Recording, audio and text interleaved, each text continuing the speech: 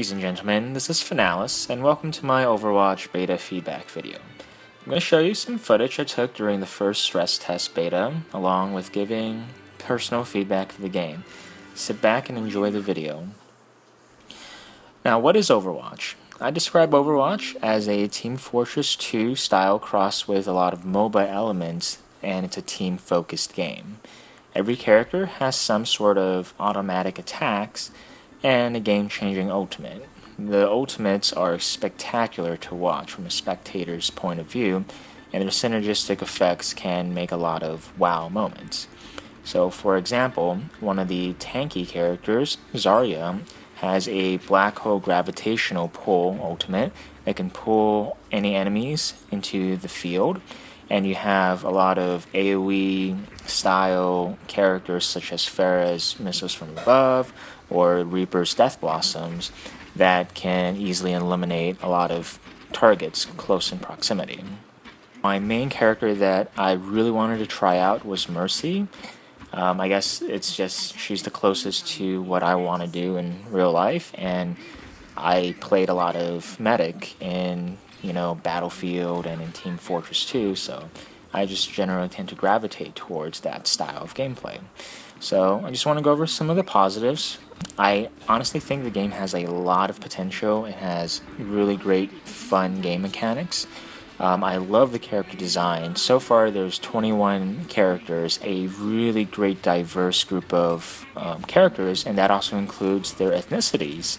Rarely do I see a game where it includes so many people from different areas around the world. You have, the Americans, Europeans, you have Chinese, Korean, Japanese, German, Persians, and even Indians as well. So they just have a great amount of diversity there.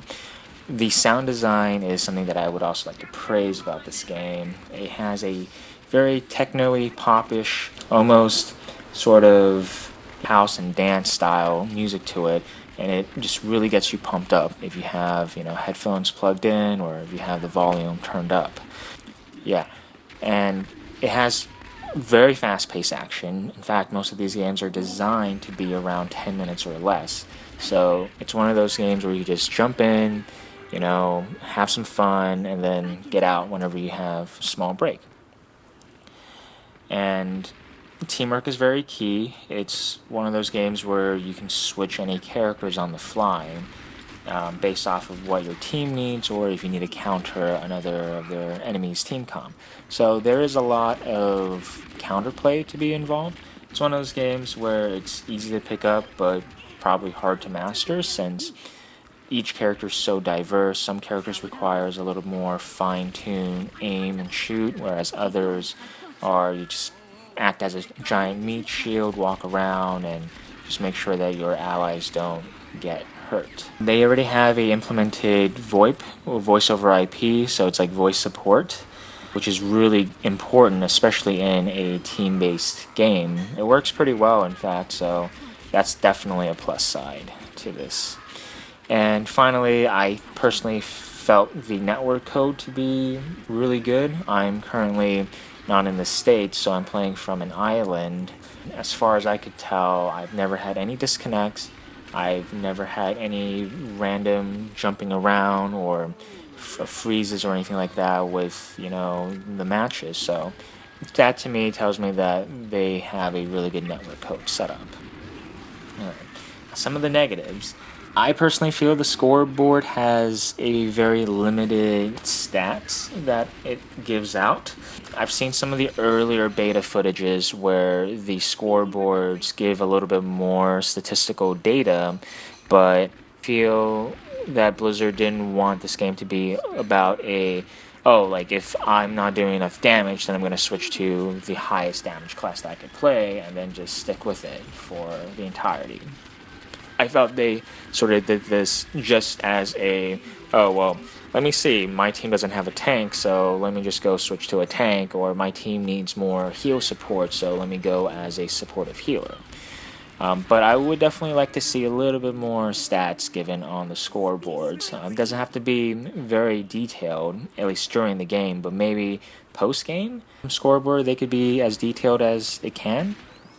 Which leads me to my next concern is the post-game cards and the post-game scoreboards a little bit lackluster. Initially, as soon as you end a game, you will see 4 cards, usually representative of the top 4 players that did well in the match. My only irk with this is that I kind of feel like they've missed the mark. I feel like the voting system, albeit it was great when I first got to interact with it, it quickly became a sort of chore since you basically got to see this thing every like 5 to 10 minutes, and I even stopped voting in some of my matches. So I don't really feel like it was entirely necessary. Not to mention, with the few times when I did get in the top 4 as Mercy, it was always healing done or revival done or even takedowns or kill streaks. I felt like in one of the matches where my team was doing particularly well, I didn't have to heal as much because my team was able to, kill the enemies and barely need any healing. So I think I was actually doing damage amplification with my Caudicus staff a lot more than my healing. So I personally felt that, I helped my team out a lot during the match, but in the post-game score, the enemy Mercy was on the top 4 for having more heals being done. Next point is that I feel like some of the hero balances needs a little tweaking. So for example, Diva's ultimate, after playing it for a couple of hours now, I feel like it's a little bit better, but when I initially first played it, and especially on some maps with huge open fields, her ultimate is ridiculous. It has a really long and wide range, and unless if you can find a thing to hide behind, you're likely going to get killed if you're squishy. It was not a very pleasant experience when the enemy Diva was very good at throwing her robot and just blowing up my entire team. So that felt a little bit cheap, but now that I know what to expect, I can survive most of her ultimates. But it's a great, field clear. Like, no one wants to be anywhere near that thing. So I think, little tweaks around these type of ultimates can definitely be up in the balanced teams, checklist in the future. But that's just my opinion.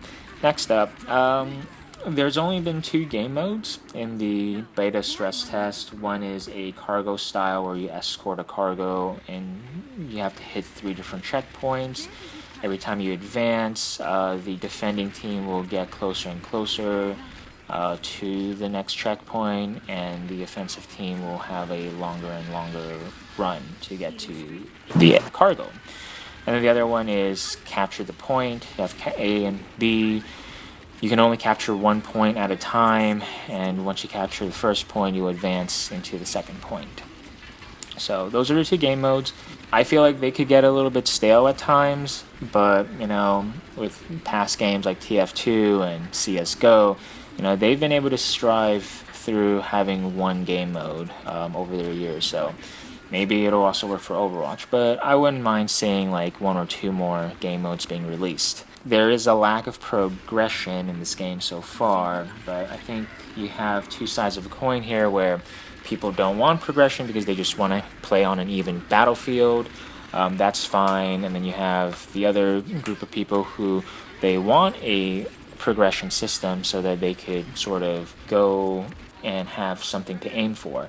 I personally feel like a progression system would be fine as long as they implement it correctly. I don't think it'd be fine if you're pigeonholed into, say, you need to do X amount of healing to be able to unlock this next mastery or this next level, and then you'll be forced to play, a support hero, some class that you might not be very good at, and you could suffer from that, or your team could suffer from that. So, there's pros and cons, but if they do add a progression track, I hope that they would add it well with, multiple avenues to reach to the same goal, so you could play however you want to play. Next up is server browser. This is a matchmaking, you hit play and then you get matched up. I don't necessarily enjoy this. The first time when I had to experience this was back in Call of Duty Modern Warfare 2. I just felt like it reduces a lot of things for the PC community to be able to set up private matches and all that. But they did say that they will add a private matchmaker where you could open up your own server and edit the rules inside there, and bring friends or maybe even set up so that anyone can join. But having a server browser there would be nice, but I don't see them adding an official server browser for just getting into any game. They might add in tools like if you like cargo or if you like capture points better or more, then the matchmaking system will or put you into those games. Last but not least, I just feel like the matchmaking hasn't been very good in this game so far. Out of all the games that I've played, I felt a lot of times my team wasn't doing well. And granted, since I mostly played Mercy during this weekend, we lost a couple of games because people didn't know about, sticking next to the cargo. They would always try to do their own thing by usually trying to find targets to kill, which is fine, but I just felt that I got put with the less skilled teams a lot more than just the 50% average that, most matchmaking algorithms try to put me into. There's a lack of ladder. I wish that they would implement a ladder system, sort of just to see, who's the best Mercy, who's the best, attack character, tank characters, and all that. I think for a competitive game like Overwatch, they definitely need a ladder system. But like I said, with some of the tweaks that they could do, with the leveling of progressions, they could implement it in a way where, players like me who play more casually will be more inspired by some of the higher skill level players that play the same character as me, so that I can learn from them, see what they're doing, and all that. So maybe a replay system would also be great to implement. There's no current replay system as far as I know. And finally, some UI clutter issues, in my opinion. I find Mercy's damage amplification skill to be really blinding. I think it takes over almost 50% of my screen, not to mention it's a really bright white and blue color. So it's just not very pleasant to be staring at. I'm hoping that they could reduce some of the UI clutter, some of the particle effects. It's nice to have particle effects, but as long as it's not overbearing, in my opinion. From one of the other games that I played, Guild Wars 2, that has always been a major issue where there's too much clutter effects, too much particle clutter, out on one screen, and it's hard to tell what's going on. So yeah, those are my general points and my feelings about Overwatch currently. Thank you for keeping up with me and watching my video up to now.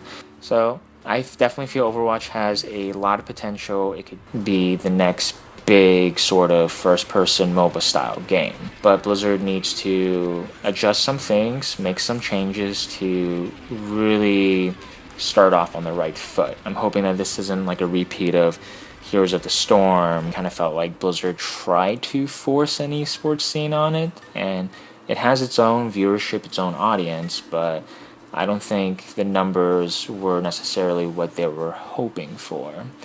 But anyways, thanks for watching, guys, and have a nice day. See ya.